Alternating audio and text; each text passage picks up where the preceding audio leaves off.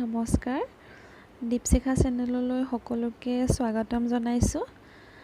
মই আজি আপোনালোকৰ মাজলৈ লৈ আহিছোঁ কোমোৰাৰ লগত হাঁহ মাংসৰ এটা সাধাৰণ ৰেচিপি।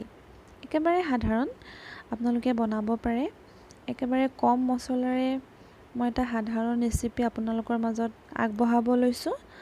তাৰ কাৰণে মই লৈছোঁ সৰু সৰু 3টা পিঁয়াজ, আপোনালোকে বেছিও ল'ব পাৰে। ৰচুন লৈছোঁ কেইফুটামান, এটা ৰচুন লৈছোঁ। সৰু সৰু আদা লৈছোঁ 2ডোখৰ, আপোনালোকে বেছিও ল'ব পাৰে আদা। আলু লৈছোঁ 2টা, সৰু আলু 2টা লৈছোঁ। এডোখৰ কোমোৰা লৈছোঁ, বেছি কোমোৰা লোৱা নাই মই, এডোখৰ লৈছোঁ অলপ সৰু সৰুকৈ কাটি। আৰু মাংস লৈছোঁ 300 গ্ৰাম। এতিয়া মই হাঁহ মাংসখিনি মেৰিনেট কৰি ল'ম। হাঁহ মাংসখিনি মেৰিনেট কৰিবলৈ মই ইয়াত লৈছোঁ হালধি গুড়ি আধা চামুচ,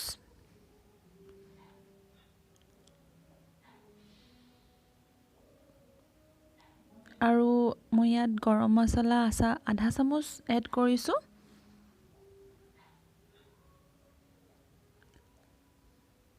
আপোনালোকে যদি 2 ঘণ্টা 3 ঘণ্টা এনেদৰে মেৰিনেট কৰি ৰাখিব পাৰে তেতিয়া মাংসটো খাবলৈ খুবেই টেষ্টি হয়। এয়া মই মিট মছলা লৈছোঁ, মিট মছলা আধা চামুচ, জালুকৰ গুড়ি লৈছোঁ 1 চামুচ, আপোনালোকে জালুকৰ গুড়ি সোৱাদ অনুসৰি ল'ব পাৰে। আদা নহৰু থেতালি লৈছিলোঁ মই 1 চামুচ। আপোনালোকে ইচ্ছা কৰিলে ইয়াত জলকীয়া গুড়িও দিব পাৰে, কেঁচা জলকীয়াৰ পেষ্টটো দিব পাৰে। মই জলকীয়া খাব নোৱাৰোঁ, সেইটো কাৰণে এড কৰা নাই। আৰু মই ইয়াত এড কৰিছোঁ মিঠাতেল 1 চামুচ, আপোনালোকে বেছিও দিব পাৰে। মই মিঠাতেল অকল 1 চামুচ এড কৰিছোঁ। আৰু কাটি লোৱা পিঁয়াজ আধা দিছোঁ ইয়াত। এনেদৰে ভালদৰে মেৰিনেট কৰি আপোনালোকে 1 ঘণ্টা 1.5 ঘণ্টা ৰাখিব পাৰে। এতিয়া মই কেৰাহীত তেল বেছি দিয়া নাই, কাৰণ হাঁহ মাংসত এনেও তেল ওলায়েই, সেইটো কাৰণে মই তেল অলপ দিছোঁ। তেজপাত এখিলা দিছোঁ, গৰম তেলত পিঁয়াজ দি দিছোঁ। এনেদৰে পিঁয়াজখিনি ৰঙচুৱা নোহোৱালৈকে মই ভাজি থাকিম।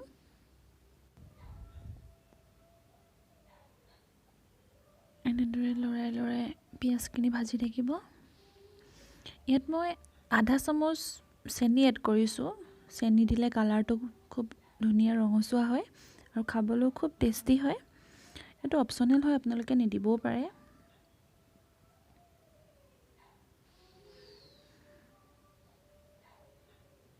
এনেদৰে লৰাই লৰাই আপোনালোকে পিঁয়াজখিনি ৰঙচুৱা নোহোৱালৈকে লৰাই থাকিব।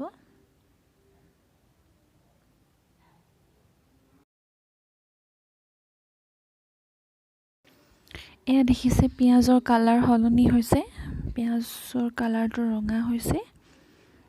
এতিয়া আমি ইয়াত এড কৰিম আদা নহৰু পেষ্ট, যিটো বনাই লৈছিলোঁ। মই 2 চামুচমান এড কৰিছোঁ। এনেদৰে আদা নহৰু গোন্ধ নোযোৱালৈকে আপুনি পিঁয়াজখিনি ভাজি ৰাখিব। এনেদৰে ভাজি থাকিব, কাৰণ মেৰিনেট কৰাৰ সময়ত আদা নহৰু দিয়া হৈছিলে, সেইটো কাৰণে মই বেছি এড কৰা নাই ইয়াত। এনেদৰে আদা নহৰু গোন্ধ নোযোৱালৈকে ভাজি থাকিব। এতিয়া কালাৰটো অকণমান সলনি হৈছে, মই ইয়াত মাংস দি দিছোঁ। মাংসখিনি এনেদৰে ভালদৰে লৰাই লৰাই তেলটো যাতে সোমায় লৰাই থাকিব। এতিয়া মই ইয়াত নিমখ এড কৰিম। আপোনালোকে যদি মেৰিনেট কৰোঁতে নিমখ বেছিকৈ দিছিলে, তেতিয়াহ'লে ইয়াত বেছি নিমখ এড নকৰিব। সোৱাদ অনুসৰি আপোনালোকে নিমখ এড কৰিব, কাৰণ মই মেৰিনেট কৰোঁতে নিমখ দিয়া নাছিলোঁ। এতিয়া সোৱাদ অনুসৰি নিমখ এড কৰিছোঁ। মাংসখিনি ভালদৰে লৰাই ল'ব।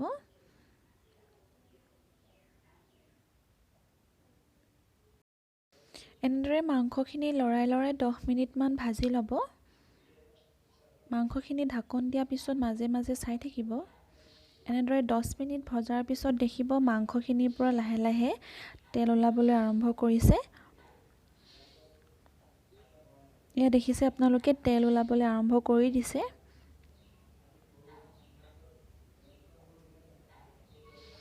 এনেদৰে মাংসখিনিৰ পৰা তেল ওলাবলৈ আৰম্ভ কৰাৰ পিছত আপোনালোকে আকৌ ঢাকন দি ভাজি থাকিব। এনেদৰে ভাজি থাকিলে আপোনালোকে দেখিবই তেলটো ওলাই থাকিব। এনেকৈ লৰাই লৰাই ঢাকন দি পিনি ভাজিব।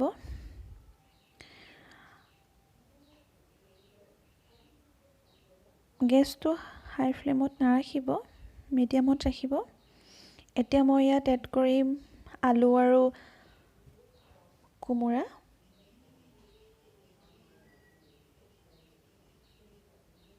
চাব যাতে গেছটো হাই ফ্লেমত নাৰাখে, মিডিয়ামত ৰাখিব, নহ'লে মাংসখিনি লাগি ধৰিব। এনেদৰে হাঁহ মাংসৰ লগত কোমোৰা আৰু আলু দিলে মাংসখিনি খাবলৈ গ্ৰেভিটো খুব টেষ্টি হয়। এনেদৰে আলু আৰু কোমোৰাখিনি লৰাই লৰাই ঢাকন দি দিব। মাজে সময়ে চাই থাকিব। 10 মিনিটমান ভজাৰ পিছত এয়া দেখিছে কালাৰটো অলপ চেঞ্জ হৈছে। মাজে সময়ে কিন্তু চাই থাকিব 10 মিনিটৰ ভিতৰত, নহ'লে লাগি ধৰিব মাংসখিনি। আৰু আপোনালোকে এতিয়া ইচ্ছা কৰিলে ইয়াত পানী দিব পাৰে। পানীটো অকণমান কম কমকৈ ব্যৱহাৰ কৰিব।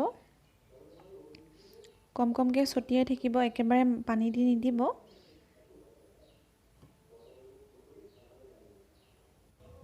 এয়া দেখিছে আপোনালোকে মাংসখিনিত মই অকণমান পানী ছটিয়াই ছটিয়াই বনাইছোঁ। আপোনালোকে যদি গ্ৰেভি খায়, গ্ৰেভিটো অলপ বেছিকৈ বিচাৰে, তেতিয়া অলপ বেছিকৈ পানী দিব পাৰে। মই পানীটো অকণমান অকণমানকৈ দি সিজাই আছোঁ। বেছি দিলেও ঢেংঢেঙীয়া হ'ব নহ'লে, সেইকাৰণে অলপ অলপকৈ ছটিয়াই আছোঁ। এয়া মাংস উতলি আছে আৰু কোমোৰাৰ পৰাও কোমোৰাটোৰ পৰা অলপ পানী ওলাইছে। মই ইভাগে অলপ পানী ছটিয়াই আছোঁ। মাংস উতলিবলৈ আৰম্ভ কৰি দিছে। আলুটো অলপ অলপ সিজিছে।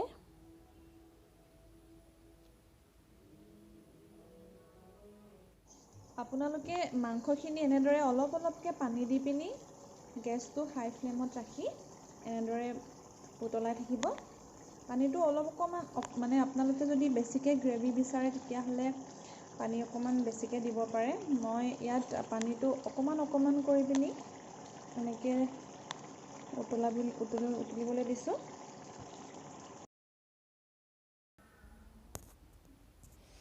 মাংসখিনি সিজি উঠিছে অলপ অলপকৈ। এয়া দেখিছে আলুটো অলপ সিজিবলৈ বাকী আছে, আৰু বেছি দেৰি ৰাখিব দৰকাৰ নাই। আৰু অলপমান টাইম ৰাখিলে মাংস আৰু আলু ধুনীয়াকৈ সিজি যাব। পানীটো অকণমান শুকাবলৈ দিম।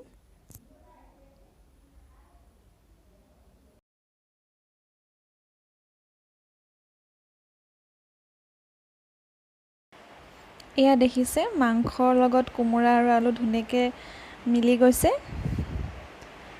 আপোনালোকে এনেদৰে ঘৰত বনাই খাবচোন। একেবাৰে সহজ, একেবাৰে কম মছলাৰে বনোৱা হৈছে।